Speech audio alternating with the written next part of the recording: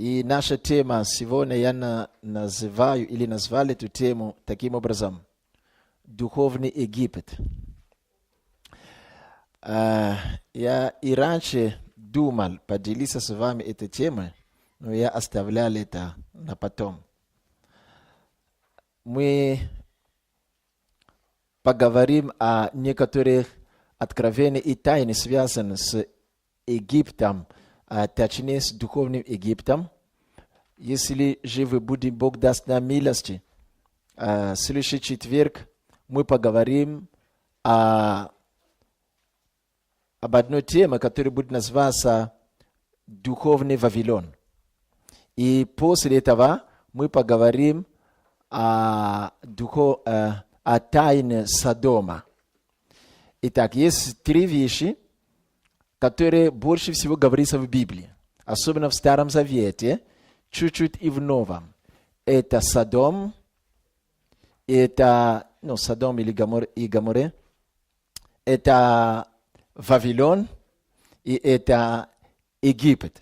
Вот. Я хотел бы пообщаться с вами об этих трех вещах, которые физически мы действительно будем находить в Старом Завете, но мы на основании этих физических стран или территорий, мы аналогично придем в Новом Завете и в духовном измерении, чтобы рассмотреть, что означает. Хорошо?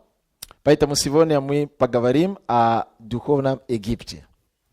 Давайте быстро откроем Писание. 1 Коринфянам 10 главу.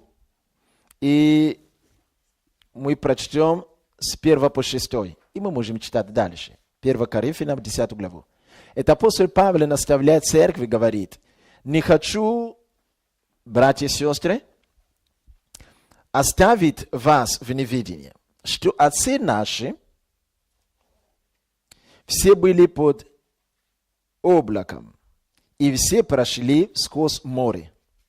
Все крестились в Моисее в облаке и в море, и все ели одну и ту же духовную пищу, и все пили одно и то же духовное питье, ибо пили из духовного последующего камня. Камень сей был Христос. Но не о многих из них благоволил Бог, ибо они поражены были в пустыне, а это были образы для нас, чтобы мы не были похотливыми на злое, как они были похотливы. Не будем также идолопоклонниками, как они были идолопоклонниками. Не будем блудодействовать, как некоторые из них блудодействовали. Не будем искушать Христа, как они искушали Господа ропотом своим. Все это происходило с ними как образы для нас. Написано для наставления или в наставление нам те, которые достигли или достигают последних веков. Аминь.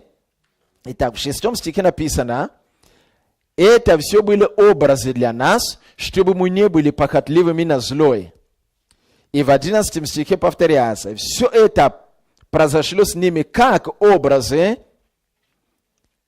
и написано для наставления нам, который живет в эти последние времена. Итак, там написано, все это происходило с ними как образы.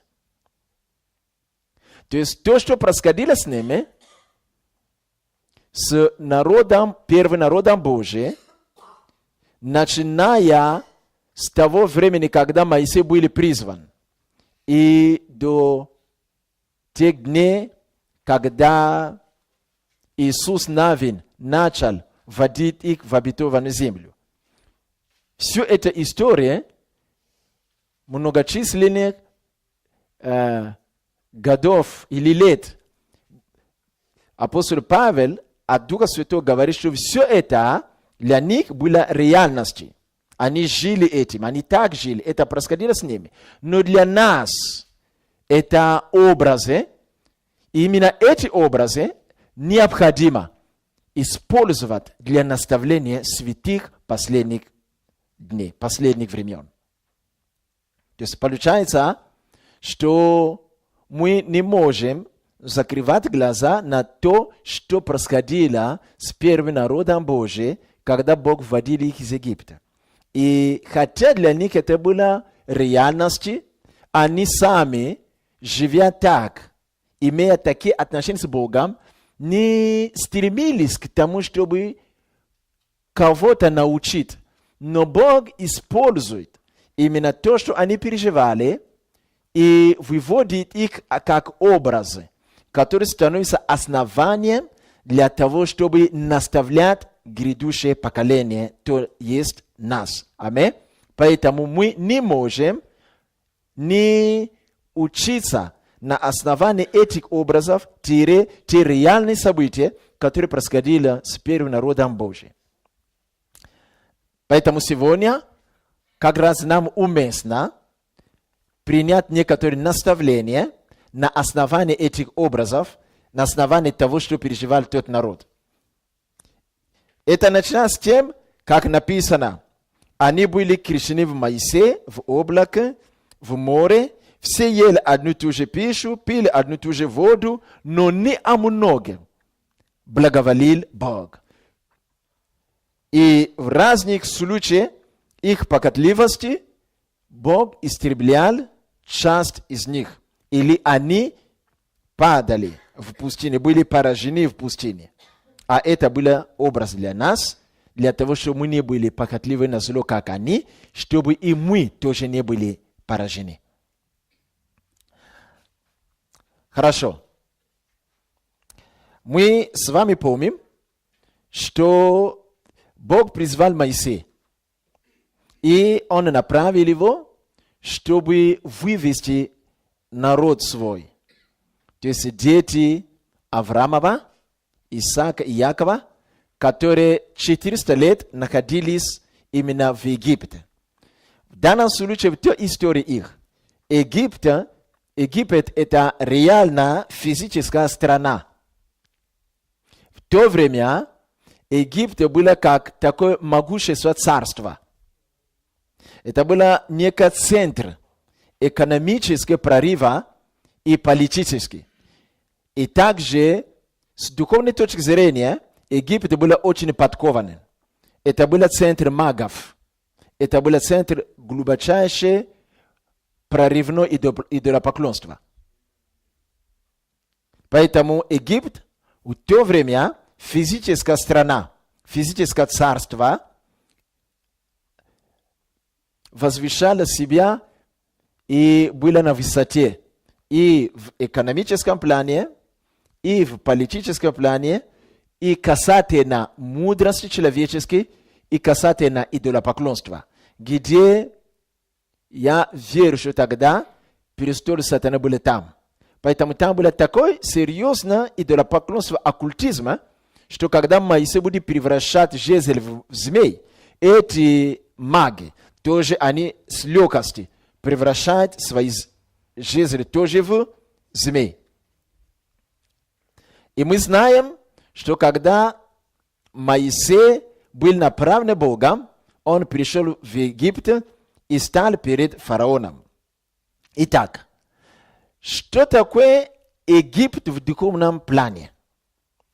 Если написано, что это было для них реальностью, но для нас это образ к наставлению. Значит, для нас сегодня, как христиане, физический Египет не нужен нам. Это для нас, мы можем рассматривать Египет просто как обычная страна. Как обычная страна. Как одна из стран среди многочисленных стран сегодняшних. Плохо ли они живут, хорошо они живут, это для нас по-крупному не важно. Вот. Но мы фиксируем внимание на Египет именно в древности, во времена Моисея. Но когда мы фиксируем внимание на этот Египет во время Моисея, мы не призваны изучать именно Египет как физическая страна или территория. Но мы призваны смотреть на Египет тогда, как на прообраз чего-то, который послужит нам для наставления. Вы понимаете меня? Конечно. Вот это есть логика апостола Павла, который Дух Святой дает ему для нас. Поэтому в таком ракурсе мы можем спросить, что такое тогда Египет, который есть образ для нас и который ведет нас к наставлению. Всякое наставление, или по-другому скажу, большинство наставлений в церкви, они прежде всего рассчитаны на благополучие духовной жизни. Большинство. Да, иногда мы можем учить в церкви о уважении к старшим, да, вот, о том и о другом, и об экономике, как правильно распределять деньги. Это тоже хорошо. Но большинство и ключевые наставления в христианской церкви Иисуса Христа нацелены прежде всего на благополучие, духовная жизнь. Поэтому, если мы говорим об Египте, тогда как прообраз для нас, значит, наставление должно быть основано на благополучии духовной жизни. А почему Египет, говоря об Египте, мы можем получить благо для созидания духовной жизни? Если мы сначала мы будем думать. Я издалека начинаю, чтобы вы медленно идти. Чтобы вы очень поняли, потому что мы будем говорить более сложные вещи. Чтобы мы понимали, что нам нужно рассмотреть тот Египет, где жил фараон и где действовал Моисей, как нечто духовное. Только на основании этого мы сможем получить духовное благо через наставление об Египте или через использование Египта. Итак, становится, что с духовной точки зрения для нас это прообраз Египта. Тогда для нас это место рабства. Скажи место рабства. Место рабства.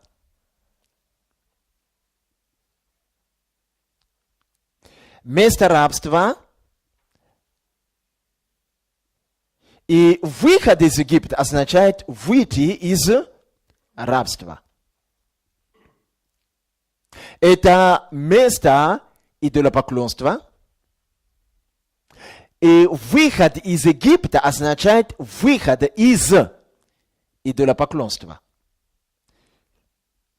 Если мы выходим из идолопоклонства, значит, мы попадаем в другой образ поклонения. Потому что идолопоклонство – это поклонение идол. Это, духовно говоря, это как территория, где нечто или некто поставлен как Бог и идет поклонение к Нему. Поэтому это, если мы входим из этого места, значит, если это выход, значит, есть перспектива к тому, чтобы, оставляя это место, мы попадали в другое место, тоже поклонение. Но теперь там вместо идола должен быть истинный Бог. Поэтому Египет – это место рабства. Египет – это место идолопоклонства. Египет – это место лжепророков, которые могут делать точно так, как делает Моисей. Моисей превращает жезл в змей. Они тоже это делают. То есть в Египте может происходить чудеса. Потому что там есть боги, в кавычках идолы, там есть идолопоклонство, поклонение им, там есть служение им, там есть определенные силы. Где есть боги, там есть какие-то силы сверхъестественные. Поэтому они с легкостью могли превратить жезл в змей. Вы слишком очень тихи сегодня. Или вы очень заинтересованы знать то, о чем мы говорим сегодня. Молодцы. Смотрите, то есть Египет – это место Чего? Рабство. Это место чего? Идолопоклонство. Это место чего? Лжепророков. И когда Бог направляет туда Моисея, Он направляет его туда, как пророк, чтобы противостать лжепророкам, как истинный поклонник, чтобы противостать идолопоклонству. Это человек, который не был бедный, чтобы противостать чего? Рабство. Египет – это рабство двух видов. Египет – это то место, где первый народ Божий находился в рабстве. В рабстве чего? Вы в Библии не будете читать, что их били, что их связывали цепями. Нет. Вообще их приход туда было сверхъестественно в лице Иосифа. И размножение там было сверхъестественно. Они стали размножаться очень быстро. И вообще они были там в почете. Только последний фараон стал видеть в них опасность, что они быстро размножаются, и они очень прорывные. Они сильные, их жены очень сильные, они быстро рожают. То есть эти люди скоро будут размножаться, и мы видим, что они умные, они сильные, они захватят нашу страну. И в это время они как бы стали вытеснять их. Но их не тащили через цепи.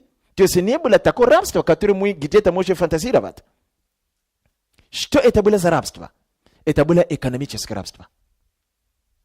То есть Египет – это прежде всего место экономического рабства. И вы заметите, что когда они были там, они продолжали веровать в Бога своего отца Авраама. Между прочим, они соприкасались с идолопоклонниками. Вы нигде будете читать в Бытие или в Исходе, что, будучи там, первый народ Божий поклонялись на Яву богам египетским. Нет такого. То есть их даже об их идолопоклонстве не говорится, но говорится о том, что они продолжали вопиять к Богу. Поэтому Бог говорит: я услышал вопли моего народа. Бог нигде не скажет, что народ мой за 400 лет они превратились в идолопоклонство. Не было такого. Мы можем предполагать, что соприкасаясь с идолопоклонниками, да, скорее всего, они где-то тоже что-то делали, которое не могло не нравиться Богу. Но в глубине сердца они хранили, если не веру, то надежду на Бога своего отца Авраама.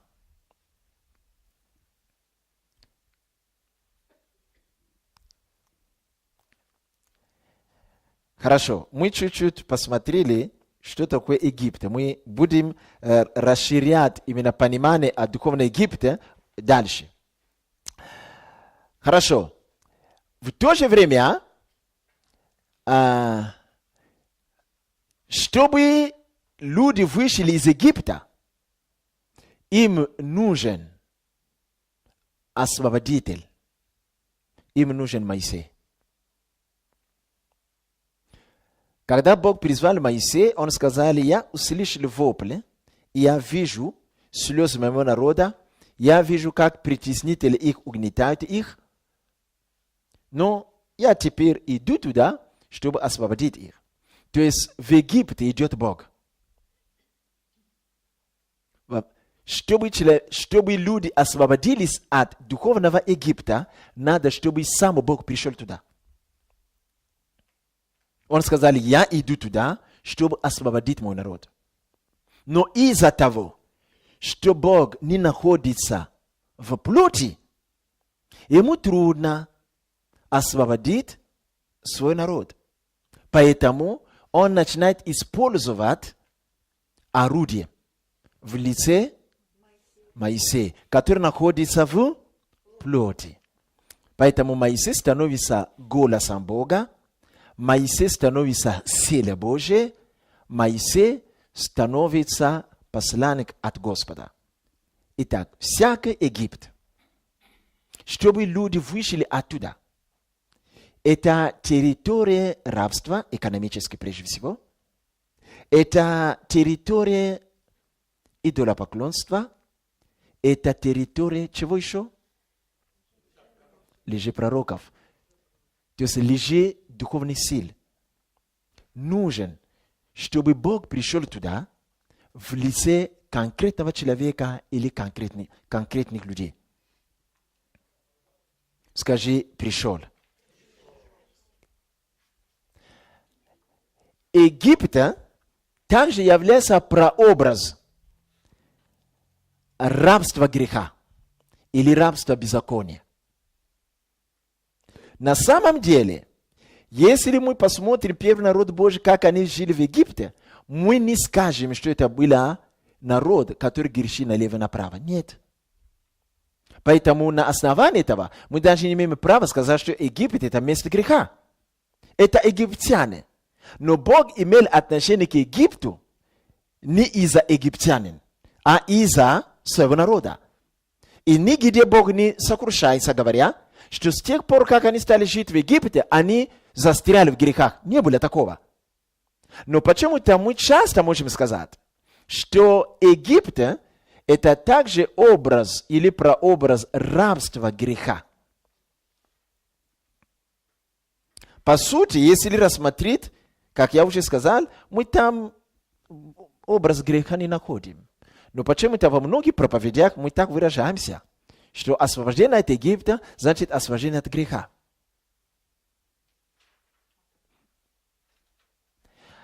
Да, отчасти мы согласны с этим. Но вот это провозглашение не подтверждается. Поэтому часто приводим такой параллель, что Моисей – это прообраз Иисуса. Правда? Как они были крещены в Моисее, так и люди будут крещены в Иисуса.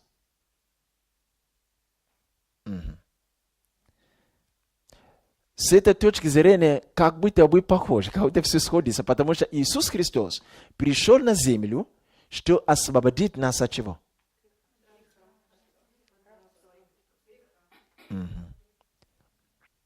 Потому что Он сказал, кто делает грех, тот раб. Если Сын, Евангелие Иоанна 8 глава, если Сын освободит вас, то воистину будете свободными. То есть Иисус пришел, чтобы освободить нас от греха, от рабства греха. Подождите. Если Иисус, Господь, пришел, чтобы освободить нас от рабства греха, параллельно говоря, территория Египта, если образно говоря, это территория, это рабство греха. То есть выход оттуда, выходя оттуда, они попадают в другое место, которое не является рабством греха. То есть они попадают в место, которое свободное от греха. Правда, да?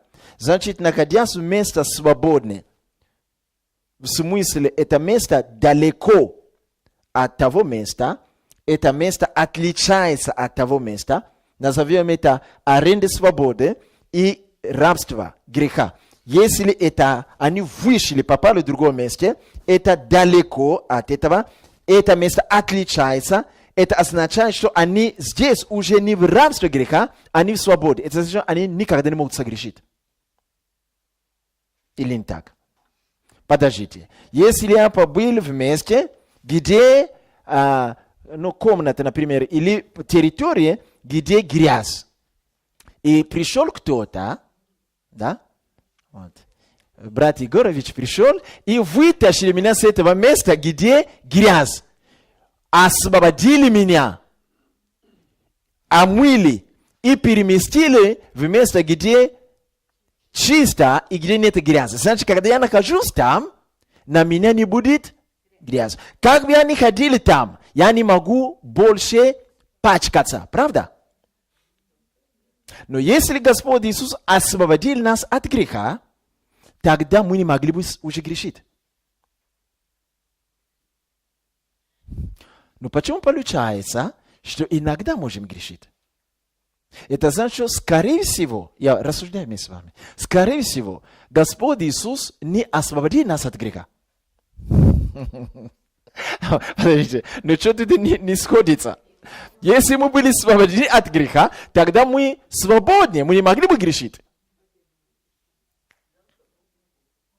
Если меня кто-то держит и хочет меня задушить, и приходит Спаситель, бьет его и вырывает меня из его объятия убивающие и перемещает меня в азоты, например. Как вы думаете, я далеко от этого убивающего? Далеко? Я в его объятия? Нет. Значит, я могу ходить, я уже не буду попадать в его объятия. Если я попадаю, значит, я не буду свободен от него.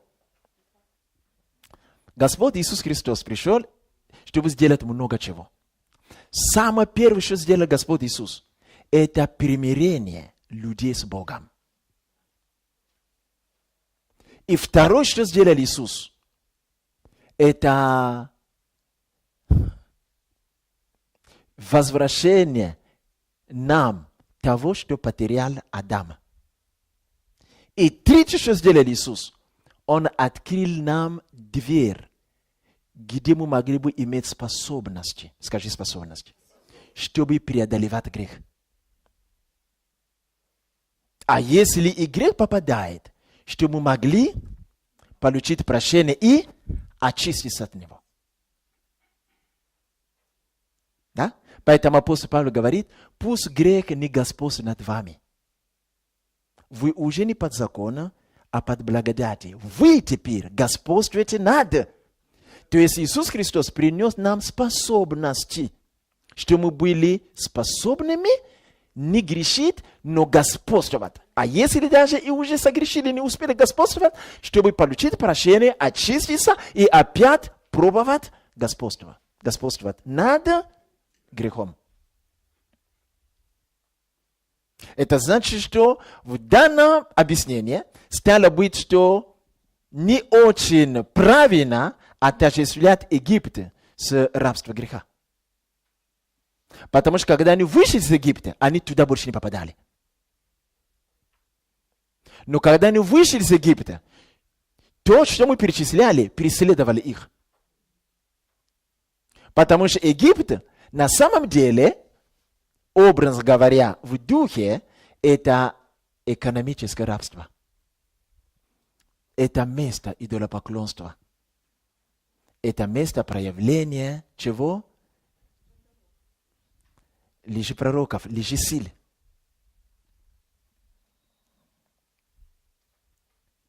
И для этого нужен, чтобы туда пришел кто? Освободитель, Моисей. Бог приходит туда в лице освободителя, в лице Моисея.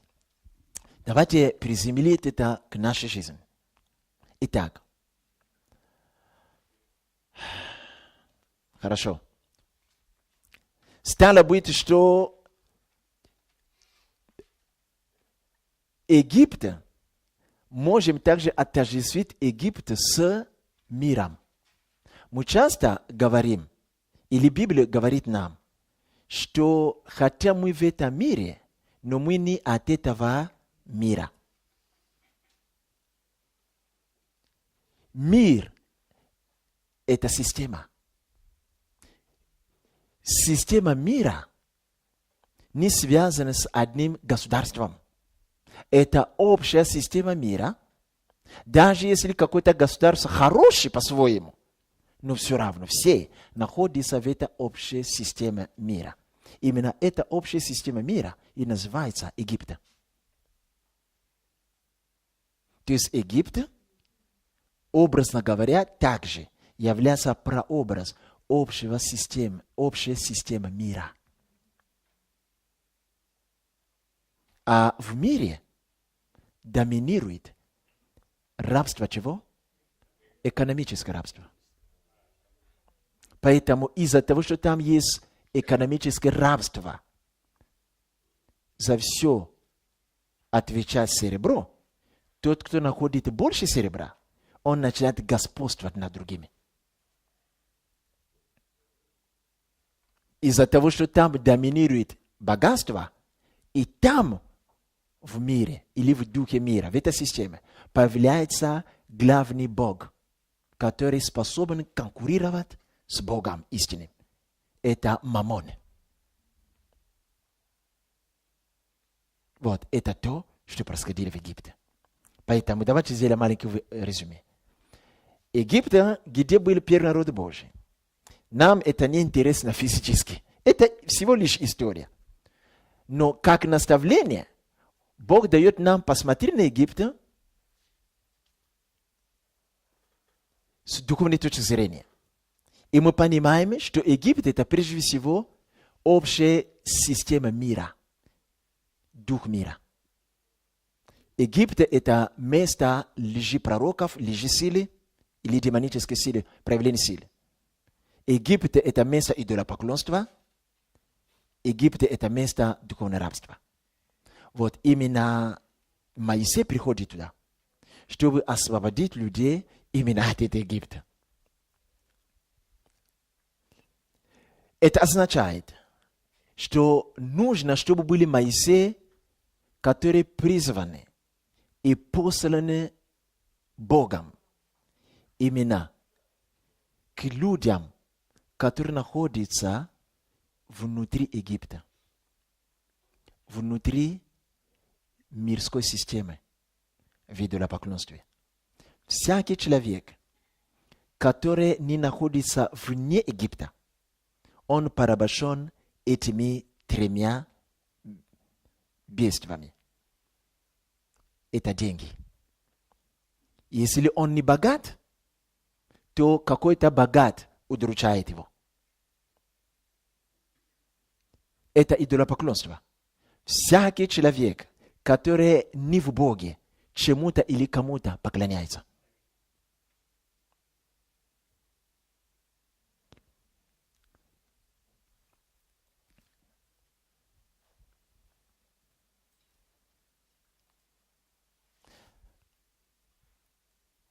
В будущее и в откровении, в одном определенном месте Бог будет называть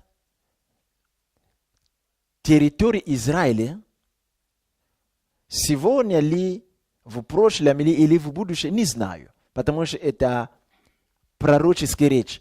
Порой невозможно уловить, в какой интервал времени эти события происходят. Но Бог в откровении, в определенный интервал времени, будет называть землю израильскую, которую вы знаете, Египет и Содом.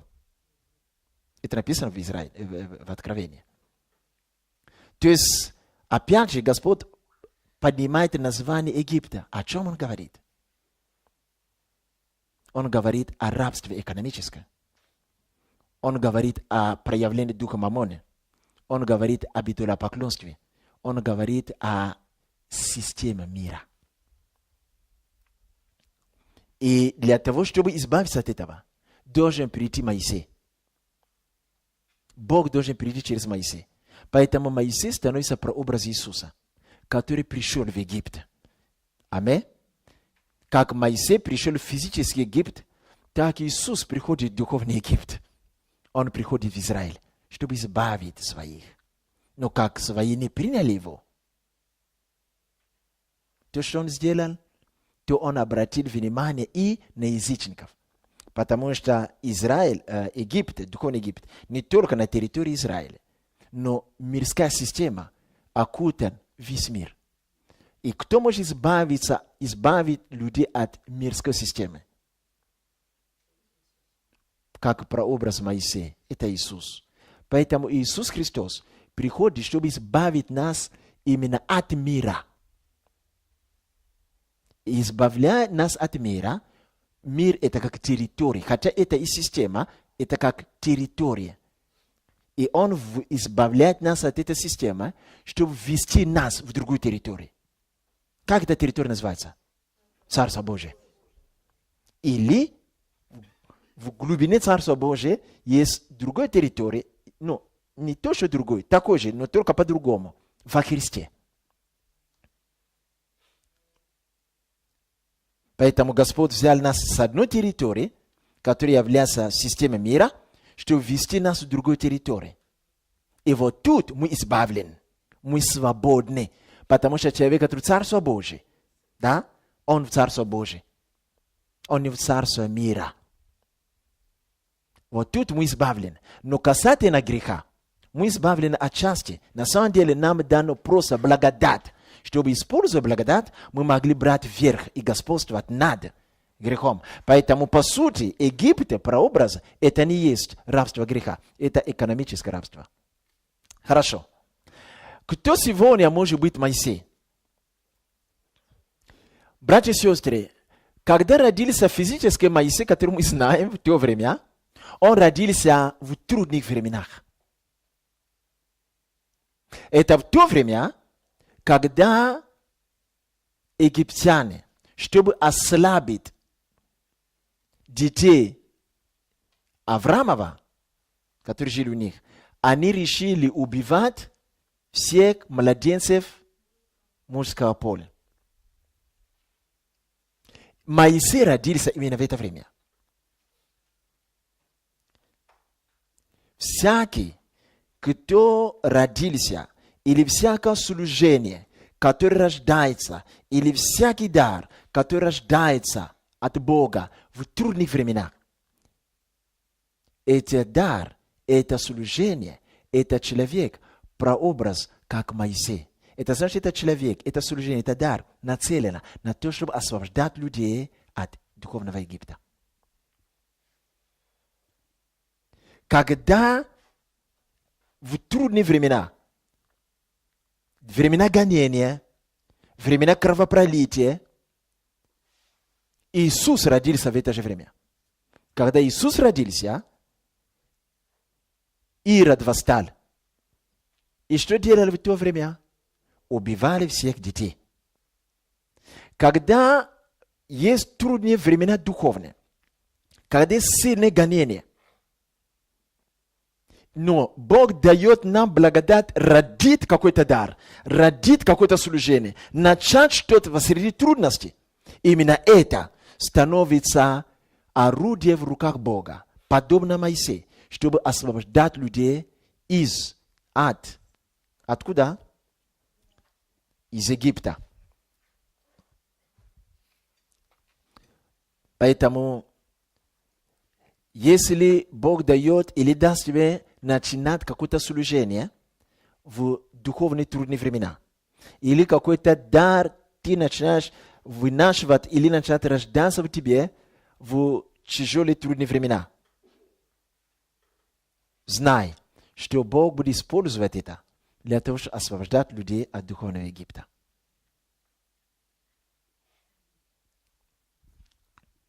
Давайте откроем Писание и прочтем Исход, 3 глава. Нет, Исход 15 главу. У вас Библия есть? Ну, я вижу там 5 человек с Писанием. А у другие Библии в сердце или в голове. Хорошо. Исход 14 глава. 14, мы читаем с 5. И возвещено было царю. Теперь давайте я погружу. Это было начало. Было царю, то есть фараону. Что народ убежал. И обратилось сердце фараона и рабов его против народа сего. И они сказали, что это мы сделали. Зачем отпустили израильтян? Чтобы они не работали нам. Видите? То есть у них самое главное было не то, что бить их. Нет, держать их в экономическом рабстве. Чтобы они работали. Фараон, это то, что вы увидите, когда Яков Paidiot Egypt i Genisa w dome diade u lavana он попадает в Египет. Экономическое рабство. И в этом доме, где он живет, но это не обязательно жить в одном доме. Нет. В этой территории дядя Лаван был идолопоклонник. Вы знаете об этом? Позже будет преследовать, вы украли моих богов. Рабство экономическое. Идолопоклонство в этой территории. Туда должен был прийти Бог. И когда Бог пришел в лице ангела и дал ему откровение, с горы пополам он высвободил откровение, и тогда он освободился от экономического рабства. Как только он понял, что он освободился от экономического рабства, ему надо было что делать? Уйти. Бог сказал, ты можешь выйти теперь оттуда. Точно такой же принцип. Это означает, что верующий может попасть под влияние духовного Египта.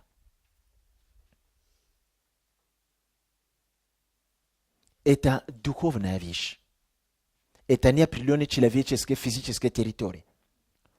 Фараон запряг колесницу, и народ свой взял с собою. И ожесточил Господь сердце фараона, царя египетского. И он погнался за сынами Израилевыми. Сыны же Израилевы шли под рукой высокой. Аминь. Чтобы избавиться от духовного Египта, надо было, чтобы Бог простер руку. Потому что дух Египта очень сильный. И просто так человек не выйдет из Египта. Поэтому мы свидетельствуем людям, мы говорим им о Боге, мы зовем их в Царство Божие. Они не идут. Они не будут идти. Надо, чтобы рука крепкая Божия была поднята в направлении Египта. Только тогда фараон может отпустить. И даже когда он отпускает, послезавтра он сожалеет. Он говорит, зачем я отпустил его? Надо погнаться за ним. То есть дух мира не оставляет человека разом. Эта битва продолжается, доколе мы не переместимся в другую систему. Аминь. И погнались за ними египтяне. Хорошо. Но я буду не просто читать, но торопиться и сразу давать некие выводы, чтобы мы двигались быстро. И народ, видя, что египтяне идут за ними, когда они оглянулись назад, они возопили к Господу и сказали Моисею, разве нету гробов в Египте, что ты привел нас умирать в пустыне? Что ты сделал? Они начали кричать, плакать к Богу и перед Моисеем. Не то же самое ли мы говорили? Оставь нас, пусть мы работаем для египтянов. Ибо лучше для нас быть в рабстве в Египте, нежели умереть в пустыне.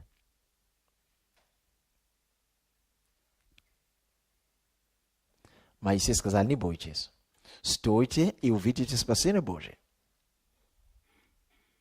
Ибо египтяне, которые видите сегодня, вы более их не увидите. Истинное освобождение от дома рабства связано с тем, что те, которые держали тебя в рабстве, ты больше никогда их не увидишь. Если они время от времени появляются, значит, ты еще не освободился.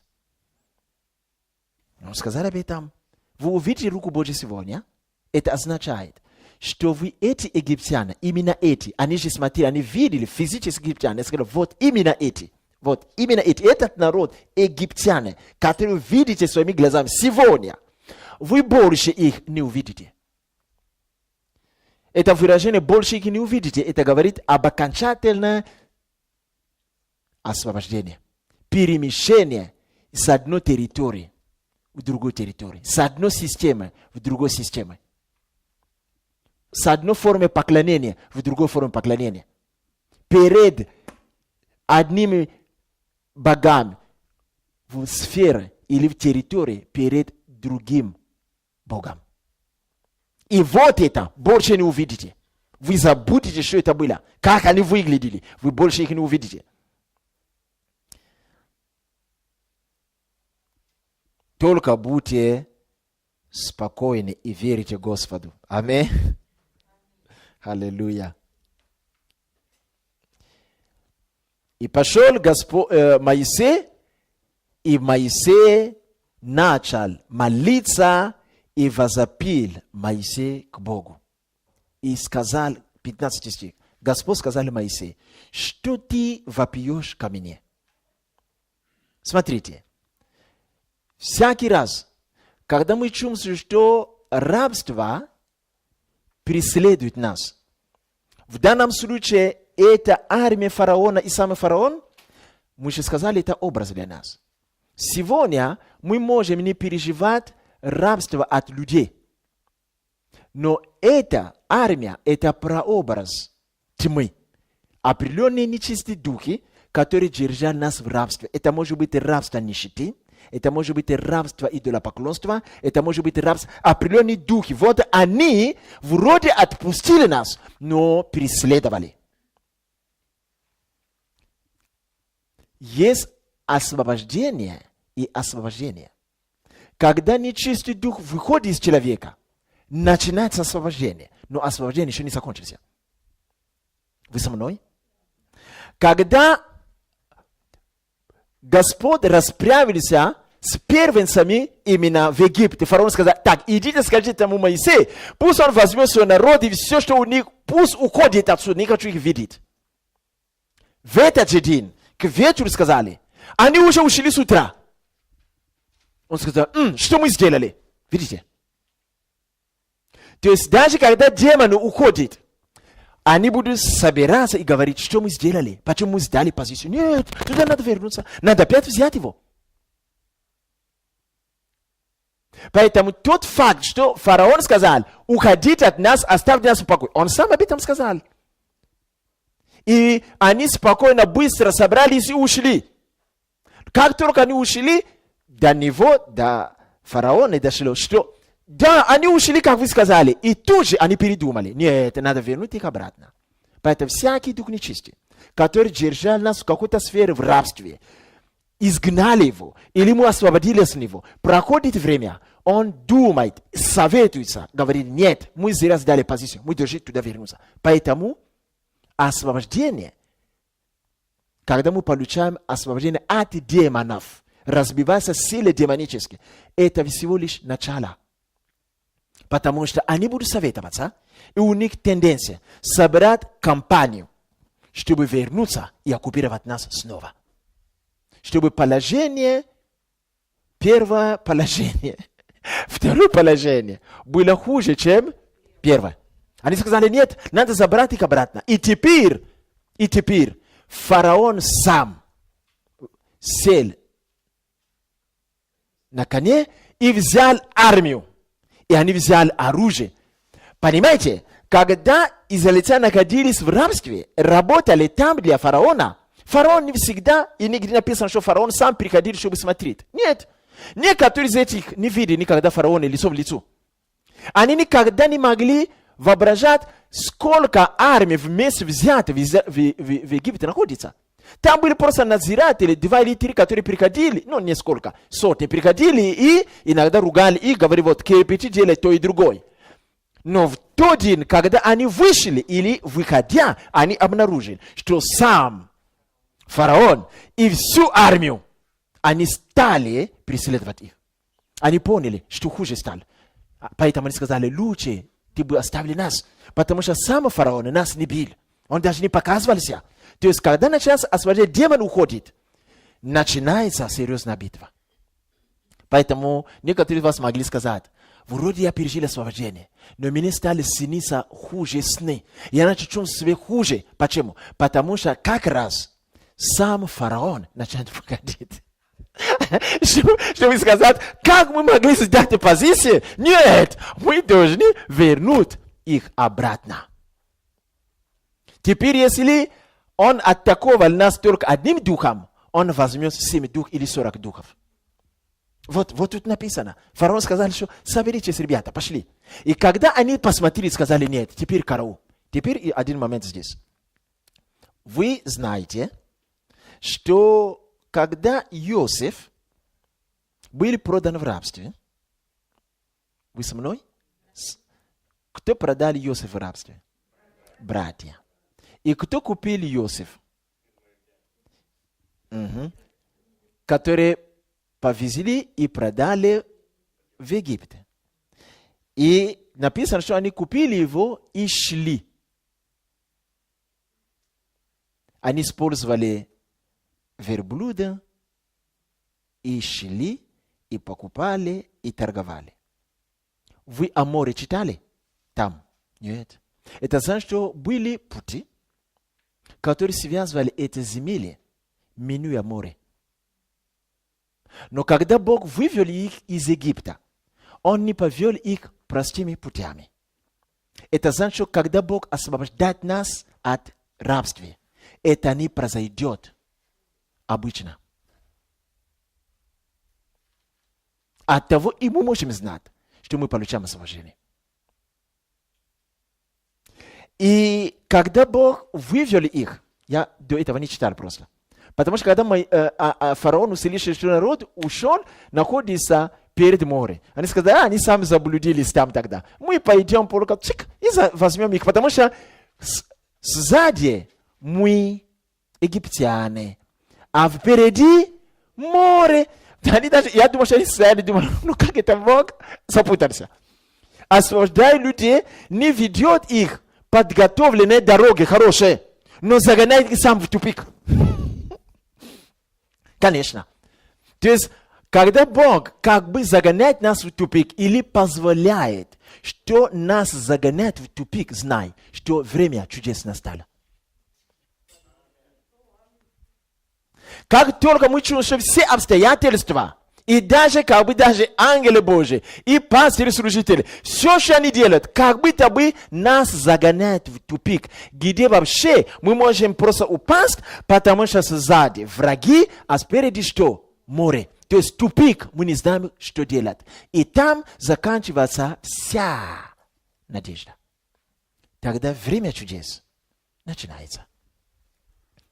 Поэтому они стали перед тупиком. Они сказали, все. Они же знали, что есть другие дороги, которые ведут в Египет. Или из Египта. Но почему-то твоими пророчествами ты привел нас в тупик. Перед нами Черное море, которое никакие лодки там нету. А сзади мы видим сам фараон, который мы никогда не видели собственной персоной.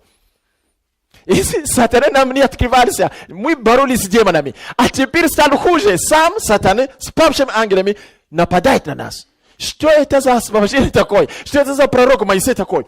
Все стало хуже. Бог говорит, это теперь мое время. Это теперь мое время. Вот здесь мы ломаемся. Когда мы стоим перед тупиком, и когда напряжение или давление тьмы усиливается, мы начинаем, вместо того, чтобы делать то, что Моисей сказал народу. Что Моисей сказал? Будьте спокойны, не бойтесь. То есть веруйте и не бойтесь.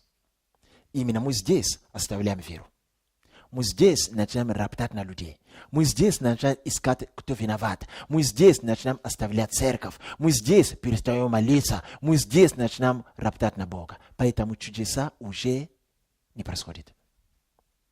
Поэтому Моисей сказал, будьте осторожны, молчите, будьте спокойны, верьте, стойте перед тупиком, как бы овцы, которые ведут на закляние. Вы увидите, как Бог проявит себя. Он сказал, успокойтесь, теперь настало время. Почему Моисей так говорит? Потому что до этого Бог сказал ему об этом, что иди сделай то, я ожесточу сердце фараона, будет гоняться за вами, но не бойся. Мобилизуй народ, я покажу свою руку. Поэтому он говорил об этом. Но, несмотря на то, что сам Моисей говорит об этом, Потом он оставляет народ, идет в тайное место и кричит к Богу. Начал кричать к Богу. Я верю, что это не просто было: «О Господь, я же твой пророк, теперь сделай то, что ты хочешь». Нет, там написано, он начал вопиять. И Бог тут возреагировал. Он сказал: «Моисей, почему ты вопиешь ко мне?» Понимаете, есть иногда ситуации, когда мы умножаем молитвы. Есть иногда ситуации, когда мы усиливаем плач перед Богом. Иногда это правильно, а иногда это неправильно.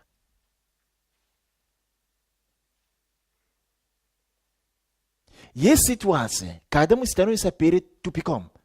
Иногда мы умножаем молитвы, это хорошо. А иные разы мы стоим перед тупиком, и мы умножаем молитву и вопли к Богу.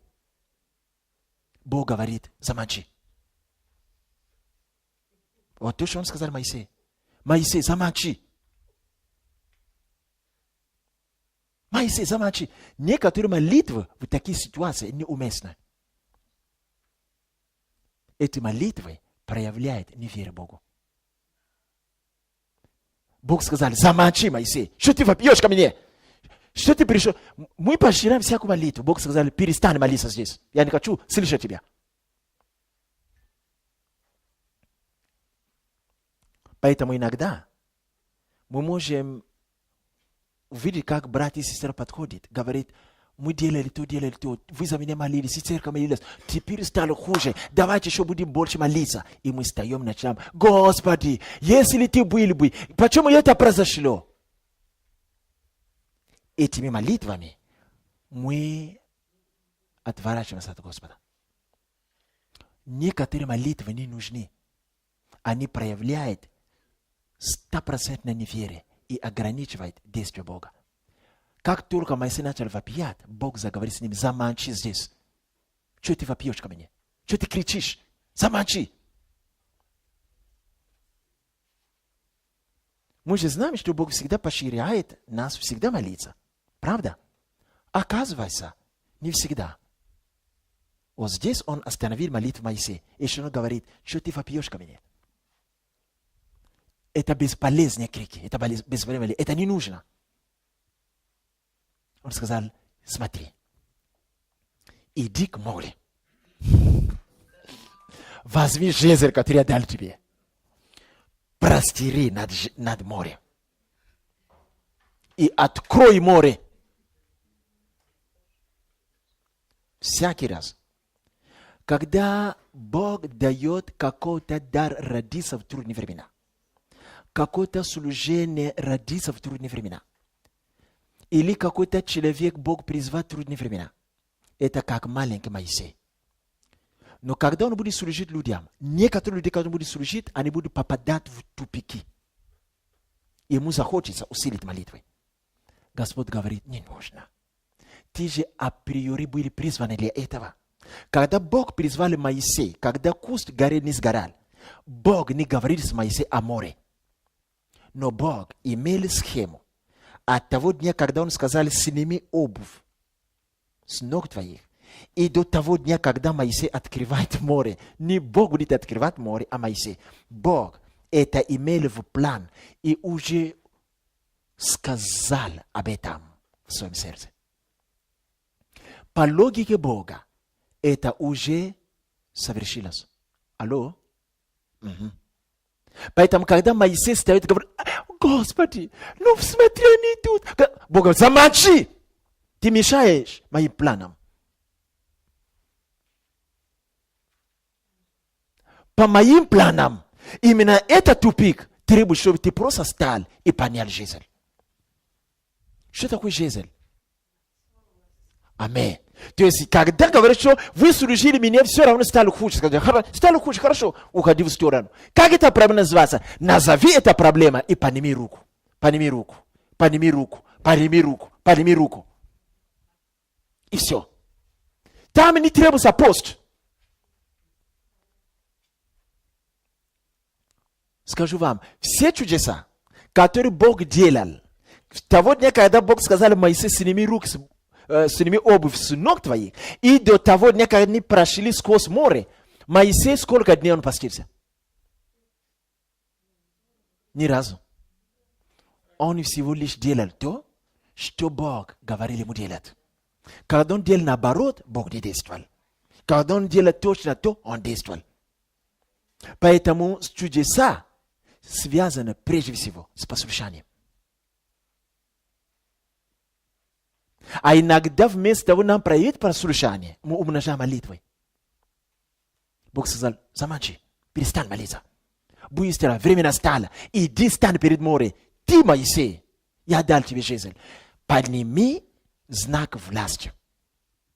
Кто должен понять знак власти? Бог? Ангелы? Нет, Моисей. Но это Бог не говорил ему вначале. Когда Бог ведет нас, Он ведет нас к большим чудесам. Но о больших чудесах Он не скажет нам. Он будет вести нас, как будто бы мы часто попадаем в тупики. И порой будем сомневаться, а помазан ли мы.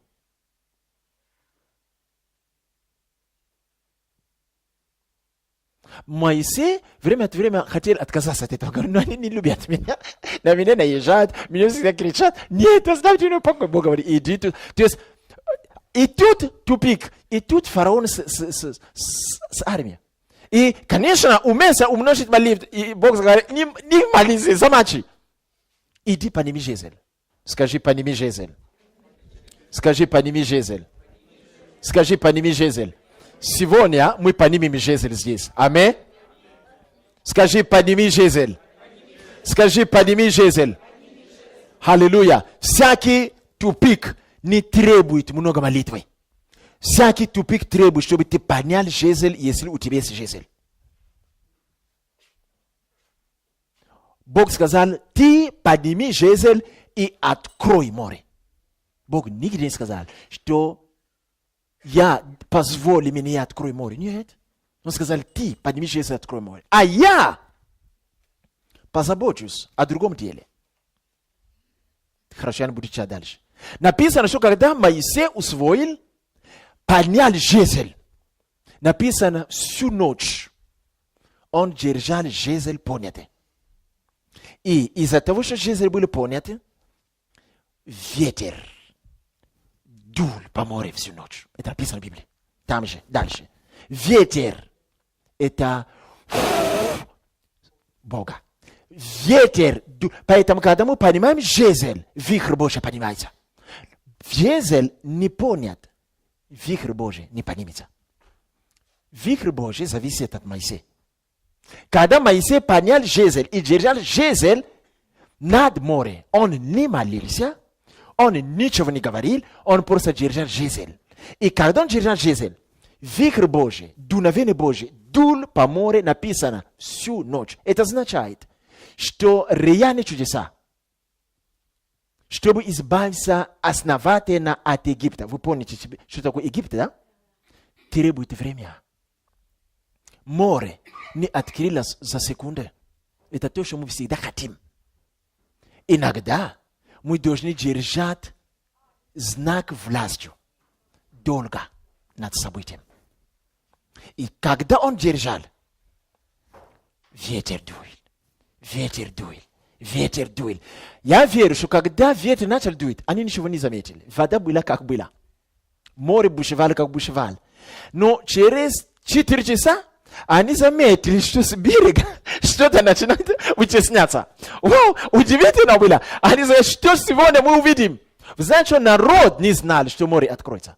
Знал об этом только Бог. И поэтому некоторые чудеса, которые Господь начал доверять тебе, не рассказывать людям. Потому что когда ты начнешь рассказывать, они востревожат твою веру. Только Моисей Бог знал. Поэтому он держал, там продолжал роптать, он держал. Сказал, что он делает? Что он делает?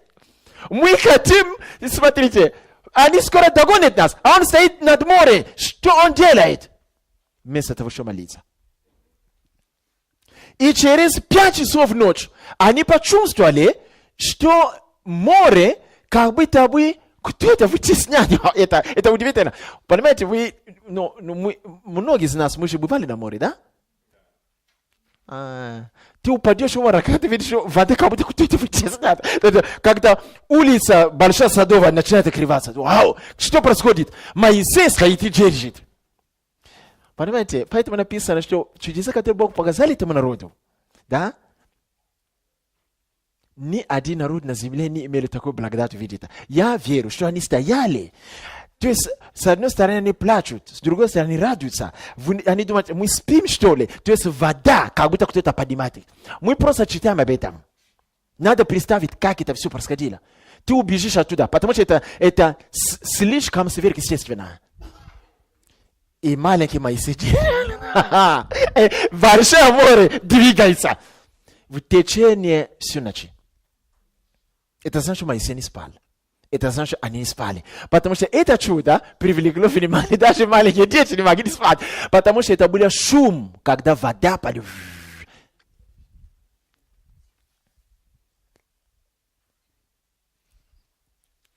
Смотрите, и Бог сказал, ты открой море, а я позабочусь о них.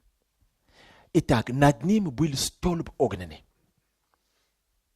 Столб огненный разделился пополам. Слушайте меня, пожалуйста. Часть столб огненный оставался над морем, чтобы они увидели путь. Потому что была ночь.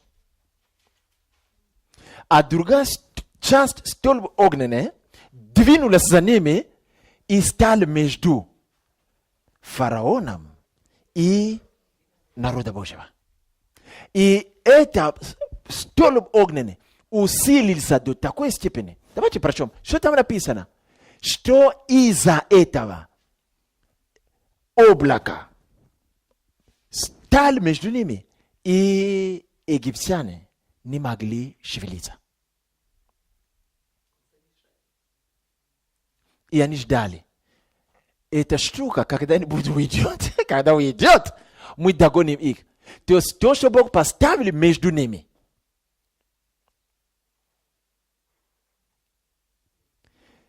Не позволил египтянам увидеть, что там море открывается. Они, скорее всего, слышали шум, но не могли понимать. Может быть, там они уже убивают друг друга, что ли. Это не было так далеко. И написано, что на следующий день, когда весь народ прошел, когда это облако и огонь, столб двинулся, египтяне обнаружили, эти ребята прошли, море открыто, понимаете? Здесь и показана глупость бесов. Потому что если они посмотрели, как они, эти рабы, могли открыть целую море, я верю, что всякий разумный дух или разумный человек сказал бы, нет, давайте не будем преследовать их. Давайте вернемся обратно, потому что они опаснее. Понимаете?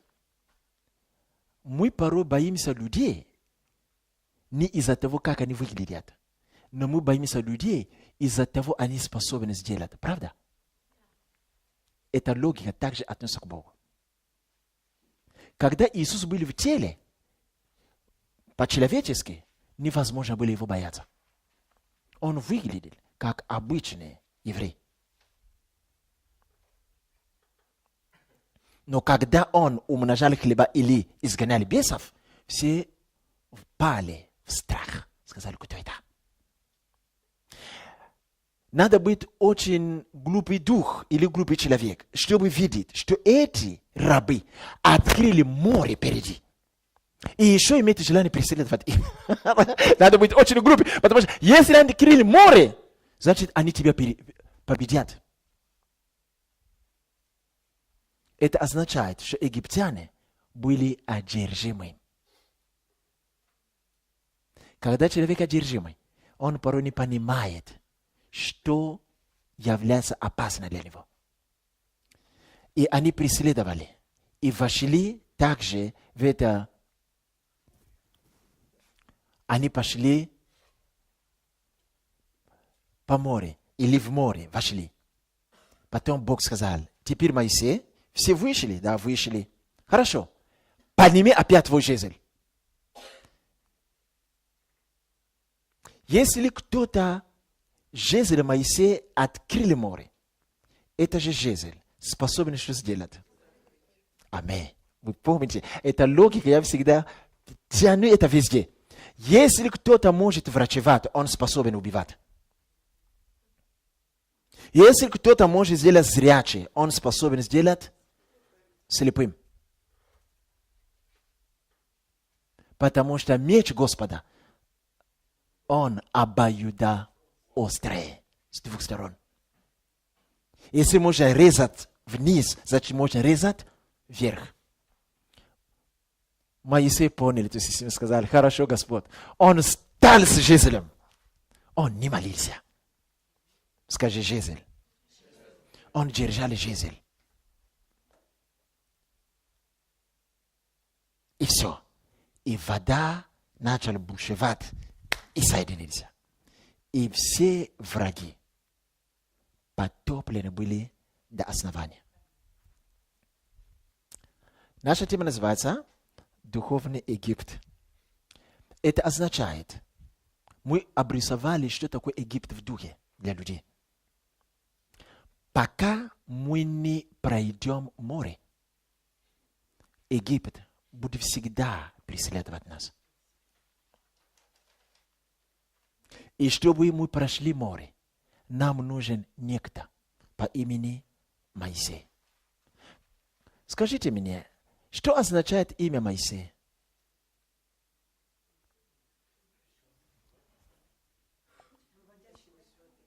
А? Громче. Вынуть из воды. Кто вынут из воды, тот и контролирует воду.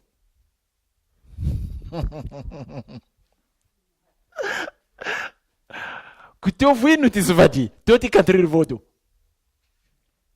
Конечно.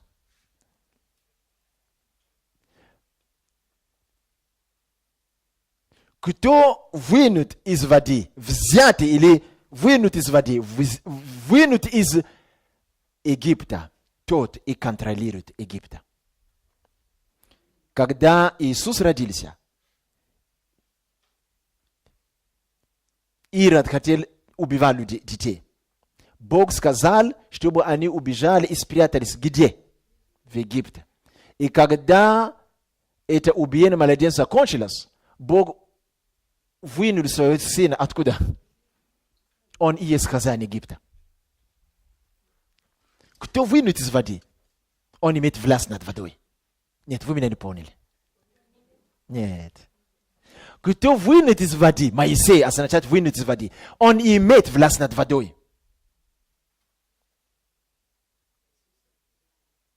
Вы скажете, ну, конечно, он имеет власть над водой, потому что открывает море. Не об этом идет речь. Вы помните, я недавно говорил о том, что когда дракон увидел, что жена должна родить, начали преследовать и пустили что?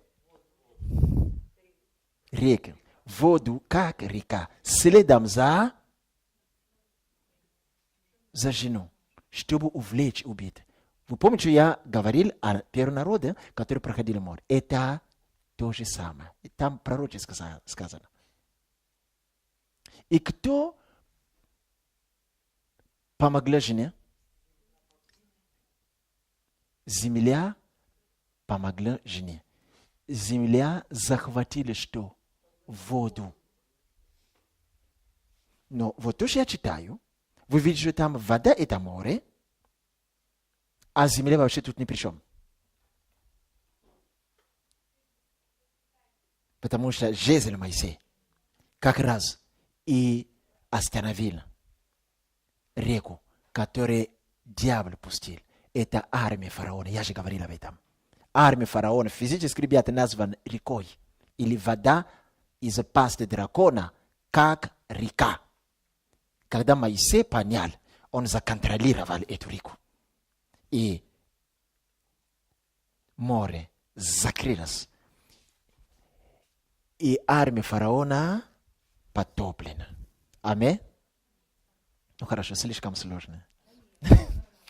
Хорошо. Давайте сделаем маленький вывод здесь. Я только начал, время заканчивается. Ладно, я закрою это быстро тогда. Мы всегда должны помнить, что в любое время и во всяком случае Бог может использовать нас как Моисей.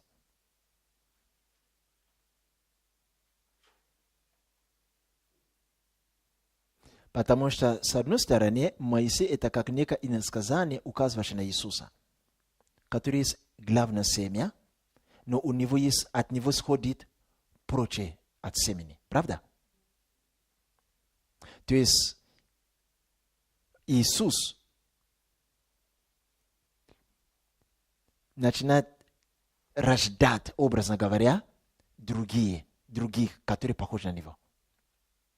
Если Моисей это прообраз Иисуса, то Моисей также косвенно становится прообраз для чья прообраз? Последователя Иисуса.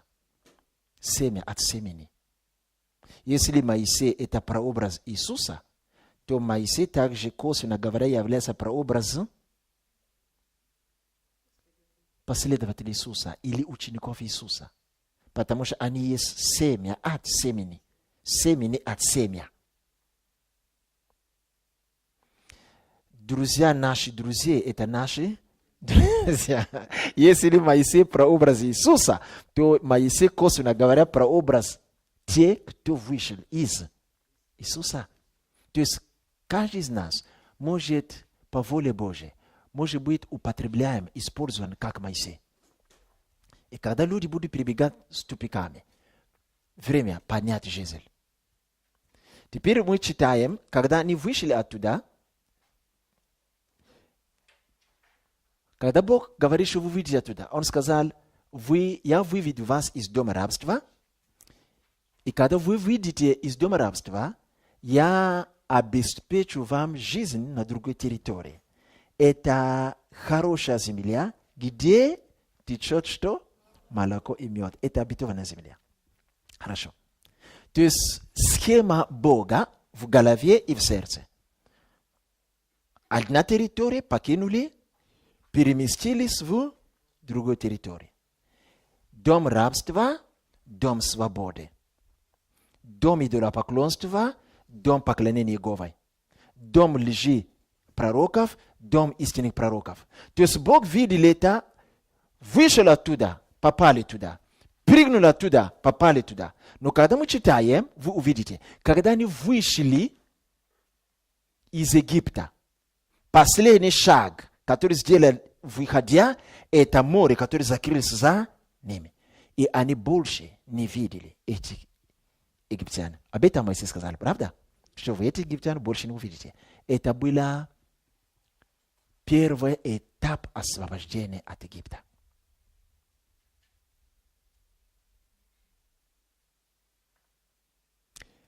Это был первый этап изгнания бесов из человека. Или мы освободились от конкретного демона или от конкретного рабства. Как только они вышли оттуда, куда попали? Пустыню. Бог об этом не говорил. Он сказал, я выведу вас из Египта, дома рабства он назвал это, чтобы ввести вас в обетованную землю, где течет молоко и мед. Как только ты дал людям обещание, что ты выйдешь из системы мира, ты войдешь в Царство Божие. Человек послушался тебе, человек покаялся, крестился и принял Духа Святого, и на следующий день он чувствует пустоту в жизни. Ни Бога не чувствует, ни благословения не видит. Если возненавидел на работе из-за веры, стало еще хуже. Скажи пустыня. Итак, между Египтом и обетованной землей есть что? Пустыня. Что такое пустыня? Если мы смотрим как образ Египта, также уместно посмотреть как образ пустыни. Также уместно будет посмотреть как образ обетованную землю, потому что Бог нам не обещал физически обетованную землю.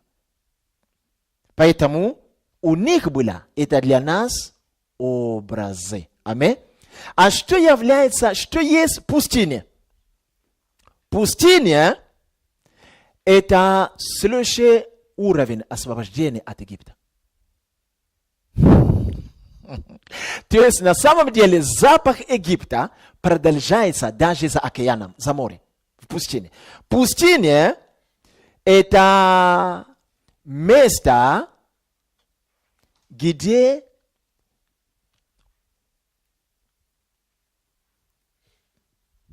с одной стороны Бог рассчитал, спланировал, чтобы именно в пустыне они жили недолго. Это будет как просто дорога. 40 дней хотели вести по пустыне. Это для Бога, он говорил, из дома рабства в обетованную землю, минуя в своих разговорах, что? Пустыня. Это значит, что он не рассматривал путь. Правда? Ты уйдешь, завтра мы тебя отправим из Ростова в Москву. Вот тебе билет. Что мы будем рассказывать, что после Ростовской области вы пройдете это Волгоград, а потом это не нужно никому. Правда? Мы дали ему билет, который показывает главный вокзал Ростов-на-Дону, где мы прибудем. Все. Мимоходом мы что-то пройдем. Скажет, а это займет полдня. Все. Да. Значит, через 6 часов я буду в Москве. Да, все. Человек понял. Покидая Ростов, он попадает где? Куда? В Москву. Мы не рассказываем ему, как по пути будет то проходить, то. Нет. Правда? Поэтому Бог сказал, из дома рабства куда? В Москву. Обетованную землю. Путь какой? Путь будет через пустыню. Братья и сестры, то, что было путь 40 дней для Бога, стало место жительства 40 лет для народа Божьего. Почему? Потому что освобождение может длиться. Не потому что Бог хочет, чтобы мы освобождались всю жизнь.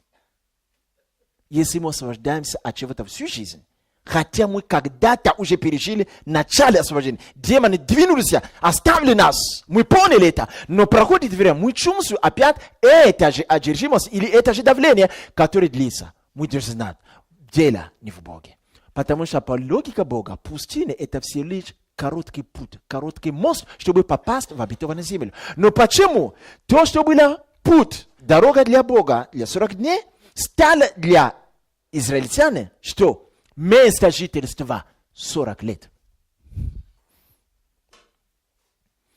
До Москвы не дошли, они начали жить в поезде. Где-то в Волгограде. Какая Москва? Так и произошло. Почему? Образно говоря, пустыня – это место изменения образа мышления, место изменения характера. Что привлекает демона опять держать нас? Это неизмененный образ мышления и неизмененный, я почувствую помазание, и неизмененный характер. Чтобы образ мышления изменялся, нам надо питаться Словом Божьим и начинать доверять Богу. Чтобы характер изменялся, нам надо пропитываться Словом Божьим, чтобы любить Бога и любить людей. Если мы также раздражаемся на людей, также раздражаемся на начальников, демон тот вернется. А если он физически не вернется, его влияние всегда будем ощущать. Как мы будем ощущать его влияние? Все, что демон делал, или то, к чему демоны приучили нас, мы будем это делать. Поэтому в пустыне, как только Моисей пошел на гору и побыл там у Бога 40 дней, что они сделали? Алло, что они сделали? Аминь. Они начали творить идолопоклонство. Вот и все. Вот и все. Потому что образ мышления не изменен. Характер. Скажи образ мышления. Скажи образ мышления. Скажи характер. Скажи характер. Когда Моисей был рядом, они не делали идола. Как только Моисей отошел, они начали творить идола. Началось идолопоклонство. Они начали искушать Христа. Об этом я читал в начале. Поэтому он говорит, смотрите, чтобы и вы не искушали Христа. Поэтому бывает, человек уже получил освобождение. человек уже ходит в свободе отчасти. Но как только перестают за него молиться или ходить по пятам, он чувствует какую-то свободу. И раз, опять туда же. Характер не изменен. Образ мышления не изменен. Именно пустыня – это дорога, где Бог быстро хотел поменять им образ мышления и характер. Из-за того, что образ мышления не изменился, они начали тосковать по Египту. Поэтому человек в церкви говорит, когда я был в миру, было лучше. Когда был голод, я мог воровать. А тут воровать тоже нельзя.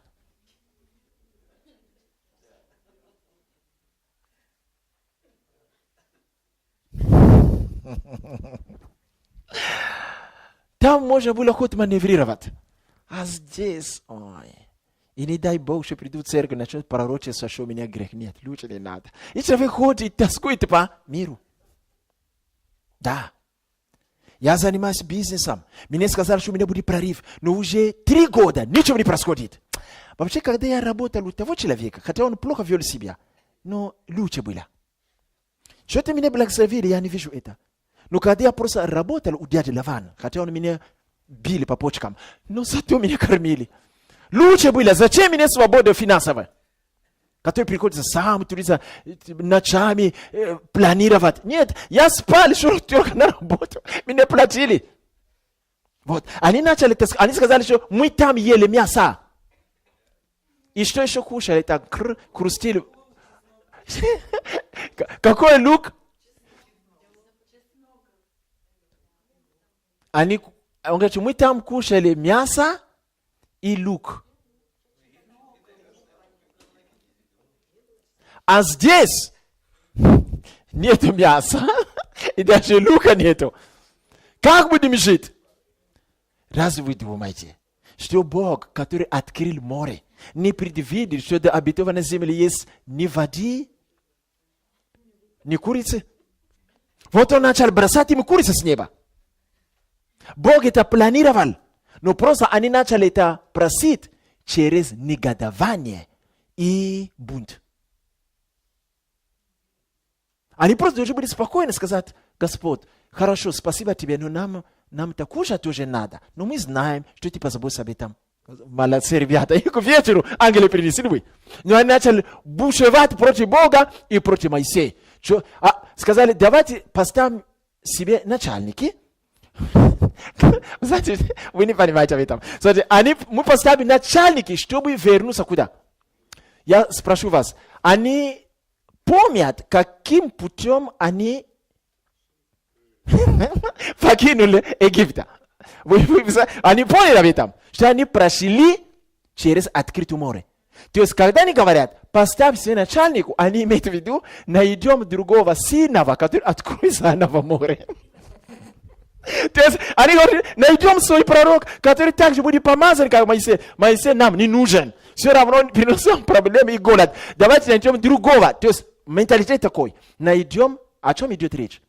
О том, о чем сказал. Лжи пророки, которые могут делать то же самое, как Моисей. Вот у них это было в голове. Найдем себе другого начальника. Там написано, поставим себе других начальников, чтобы они вернули нас. Каким образом? То есть у них было, что они сделали другого Бога, вот это бык, и назначили себе другого пророка, да? И вот пророк опять с быком придет перед морем, и море опять откроется. То есть это значит, что эти ребята не освободились от Египта. Потому что Египет был не только вокруг них, Египет оставался в них, где образ мышления и характер. Скажи образ мышления, скажи образ мышления, скажи характер.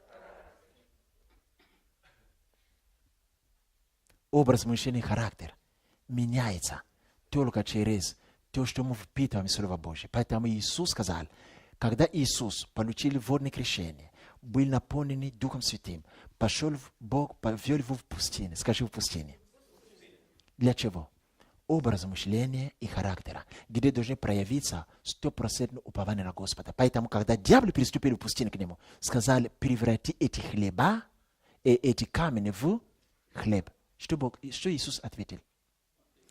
Не хлебом единым будем жить человек, но всякое слово, исходящее из уст Бога. То есть в пустыне это место, где человек должен больше всего пропитываться тем Словом Божьим, чтобы изменилось образ мышления и характер. И тогда вера начнет становиться более посвященной, более сильной. И за короткий месяц с половиной они попали бы где? В обетованную землю. Для человека кажется невозможно. Как раз пути Божьи, если пути Божьи становятся элементарно, как у обычного человека, тогда это не Бог ведет. Поэтому он не вел их обычной дорогой, он привел их в тупик перед морем, чтобы показать, что Бог занимается делом. Если чудо происходит естественным образом, это не чудо от Бога. Это может быть чудо от человека. Это может быть чудо от сатаны. Реальное чудо Божье всегда прорваться там, где ты сможешь говорить, это не может быть. Если звучит, это не может быть у людей, значит там был Бог. Это почерк Бога. Поэтому он специально привел их туда, чтобы они поняли, что здесь мы банкрот, мы ничего не можем. Хоть промоли, ничего не будет. Тут море. Бог сказал, это мое время. И когда он открыл море через Моисея, ребята поняли, что с ним Бог. Но недолго. Почему? Потому что характер и образ мышления не были изменены. Человек может получить большое чудо. Глаз не было появилось. Я даю тебе гарант. Если он не будет работать над собой, он может опять быть слепым. Почему? Потому что характер и образ мышления определит, как он сохранит это чудо. Человек может получить освобождение от 7 бесов. Я не уверен, что через полгода они не вернутся. Будет не 7, а 70. Почему? Потому что характер и образ мышления не изменились. Характер и образ мышления, когда она меняется, тогда вера становится вера Божьей, и упование усиливается в Бога. Тогда мы кушаем Словом Божьим. Говорит, я молюсь, ничего еще не вижу, но тот Бог, который однажды открыл море перед мной, нет, он это сделает. Я буду продолжать уповать на него. Вот это сердце было у Моисея. Вот это сердце было у Халев. Вот это сердце было у Иисуса Навина.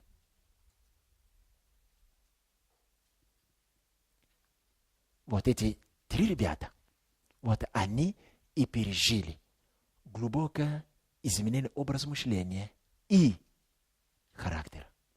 Моисей, Халев, Иисус Навин. Поэтому в будущем вы увидите, как раз Иисус Навин поведет народ. Только Иисус Навин поведет их в землю обетованную.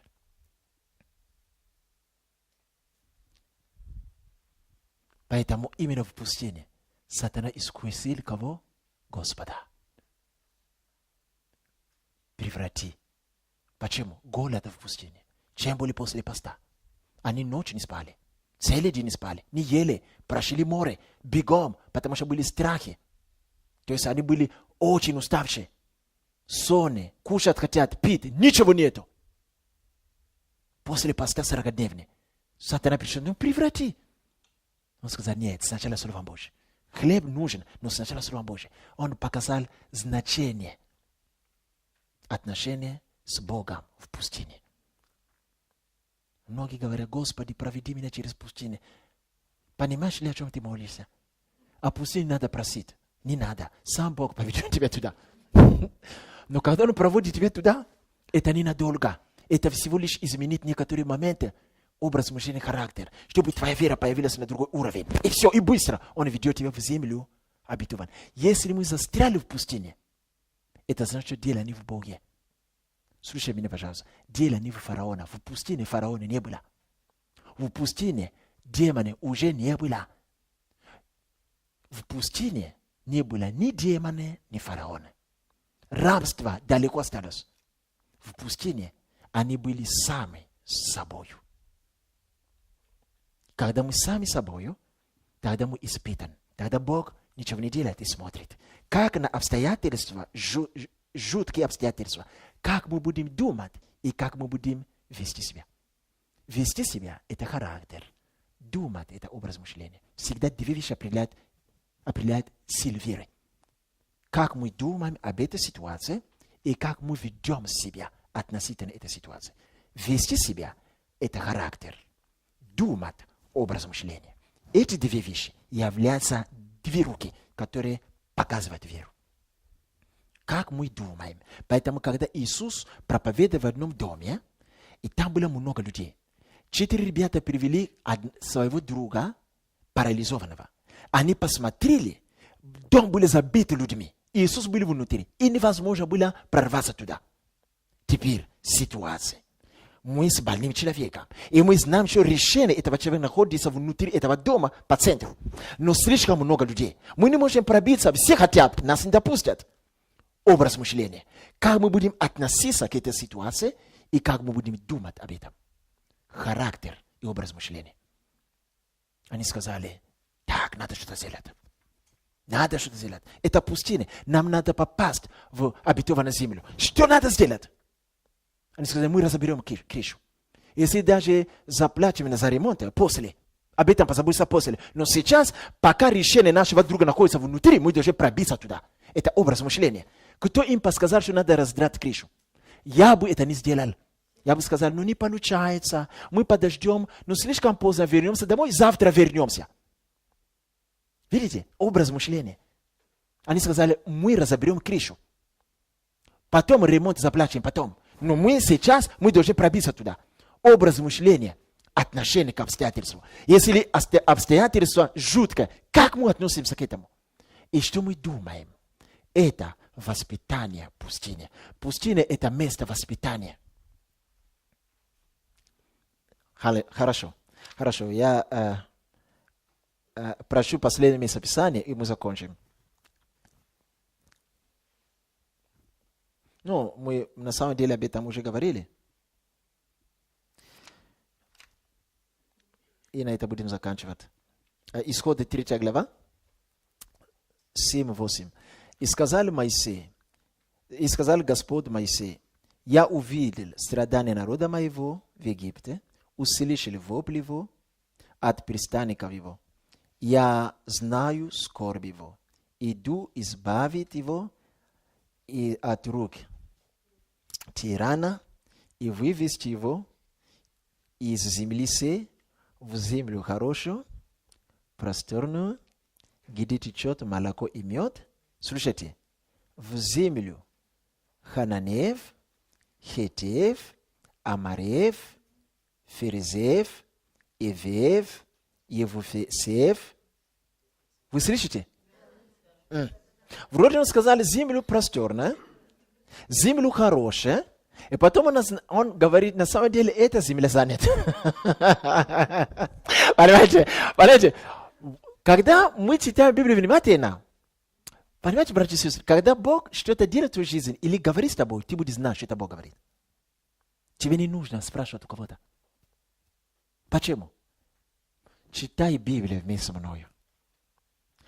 Понимаете, когда Бог говорит, ты найдешь, что что-то тут не то. Значит, это Бог говорит. Если все слишком сходится, у меня вопрос, Бог ли это?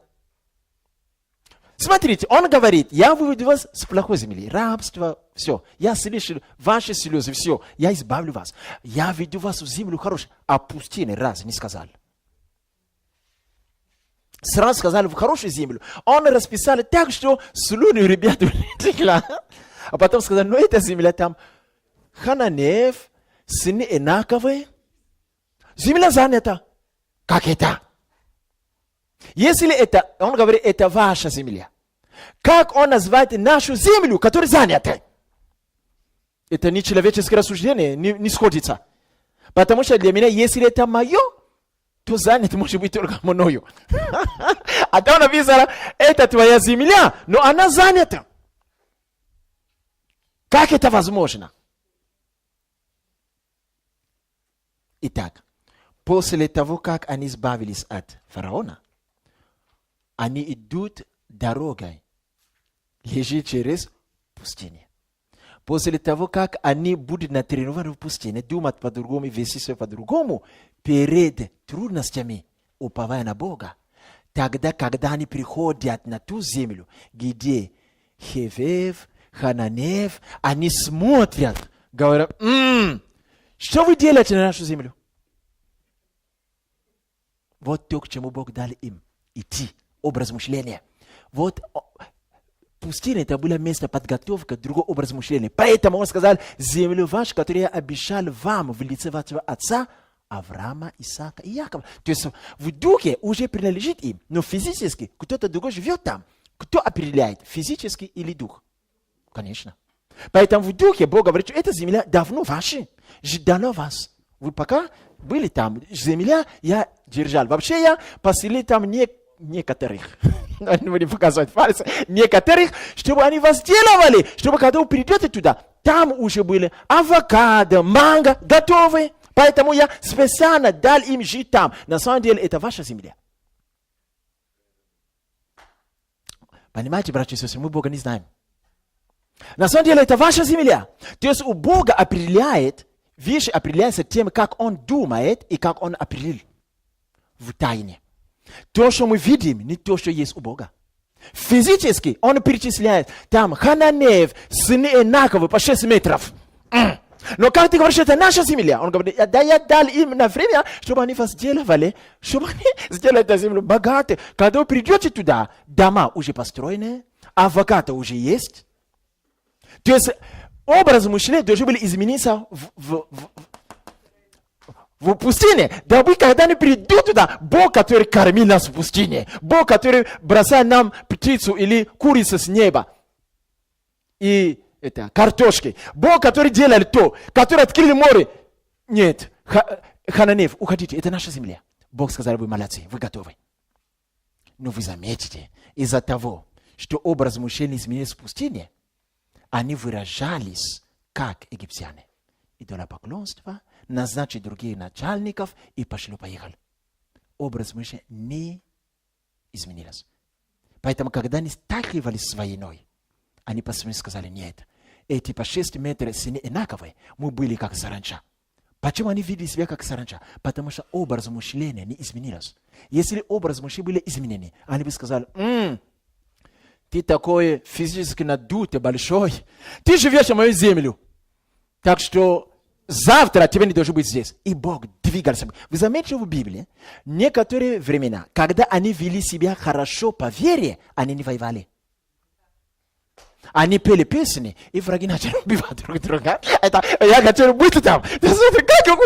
Они ходят, бум, и враги убили друг друга. Они приходят, еда и трупы.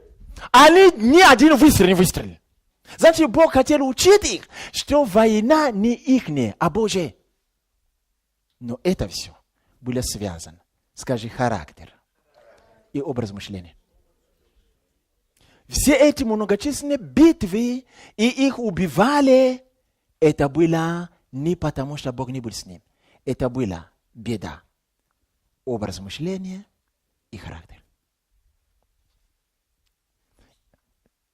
Духовный Египет ведет нас к тому, что мы могли иметь правильный образ мышления и правильный характер, чтобы нам жить и утвердиться в Царстве Божьем.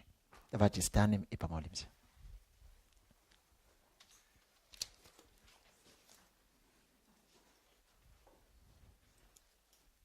И не важно, что может держать нас в рабстве. Это всего лишь Египет. Бог специалист в том, чтобы распределяться с египтянами. Мы говорим не физически египтяне. Это прообраз для нас. Павел говорит об этом. Это значит все демоническое, все плотское, которое может держать нас в любой рабстве. Бог специалист. Он это не первый раз это делает. У него есть навык в избавлении людей. Чтобы арестовать демоны, потопить их под водой. связать их в реке Ефрата.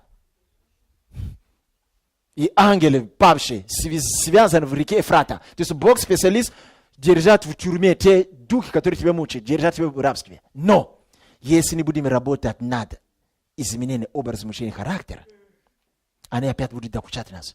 Если они сами не вернутся, то мы будем жить по тому, как они учили нас. Поэтому духа уже нету, но человек продолжает воровать. Дух это гнева или непрощения уже нету. Но человек из-за измененного образа мышления и характера, человек продолжает пребывать в непрощении.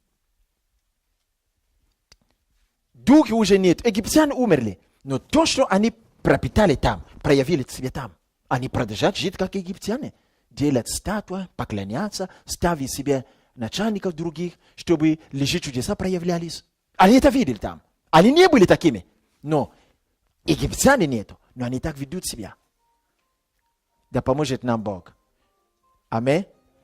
Аллилуйя. Отец Небесный, я благословляю Твою церковь. Я молюсь, что всякий человек, который будет, Господь, и сейчас вникает в это слово, и который и в будущее через YouTube будет вникать в это слово, через интернет. Отец, я молюсь, чтобы откровение духовного Египта вселилось в сердце. Чтобы эти многочисленные уроки, которые мы имеем в этом слове, Господь, мы могли это усвоить. Помоги нам. Пусть помазание этого слова движется в жизнь каждого во имя Иисуса. Для того, чтобы нам, когда будем идти или идем в обетованную землю, то есть территорию свободы, чтобы не только избавили были от рабства и от духов рабства, но чтобы и Господь изменены в образ мышления и в характер. Чтобы научиться жить Твоим словом, жить верой, жить упованием, чтобы помазание Духа могло сопровождать нас, входить в территории, где сыны Иакова находятся. Потому что, Господь, если Ты избавили от сомна египтяна с оружием, конечно же, Ты справишься с сынов Иаковой. О, Господь, мы молимся, благослови свою церковь этим словом во имя Иисуса. Аминь.